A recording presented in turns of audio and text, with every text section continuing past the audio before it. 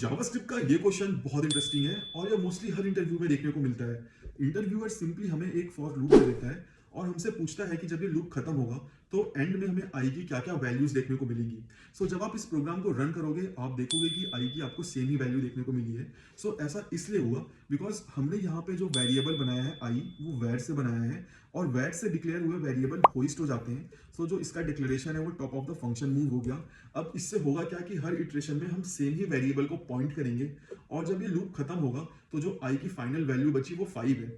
दूसरी यहाँ पे ध्यान देने वाली बात ये है कि जो फंक्शन हमने ये पास किया है ये लूप खत्म होने के बाद रन होगा। तो यहाँ पे मैं कंसोल ऐड कर देता हूँ जिससे हमें पता चल जाए कि जो 5 प्रिंट हुआ ये लूप खत्म होने के बाद प्रिंट हुआ।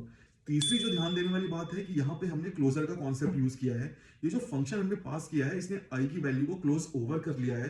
तो जब भी सेट टाइम आउट के अंदर ये फंक्शन एग्जीक्यूट होगा ये हमेशा आई की फाइनल वैल्यू को पॉइंट करेगा जो कि 5 हो चुकी है। चलिए इसको रन करते हैं।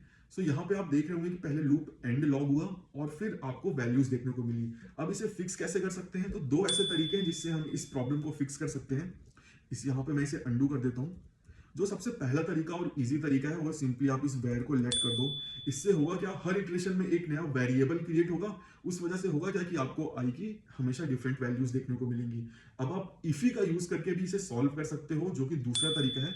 सिंपली इस लेट को वेर ही रहने दो और ये जो कोड है इसको कट कर दो और यहाँ पे हम इफी बनाएंगे। इफी कैसे बनता है, दो मून ब्रैकेट्स और फिर दो मून ब्रैकेट्स सेमी कॉलन और यहाँ पे हमें एक फंक्शन लिखना होता है। तो चलिए फंक्शन लिख देते हैं और यहाँ पे मैं अपना कोड पेस्ट कर देता हूँ। ठीक है, अब हमें करना क्या है कि ये जो आई है इसको एज एन आर्ग्यूमेंट पास करना है और यहाँ पे रिसीव करना है। मैं यहाँ पे इसे सिंपली वैल नाम दे देता हूँ और कंसोल हम करेंगे वैल को। अब जब हम इसे रन करेंगे तो हम देखेंगे कि हमें डिफरेंट वैल्यूज मिल रही हैं आई की। इन दो तरीकों का यूज करके आप इंटरव्यूअर को अच्छे से आंसर कर सकते हो।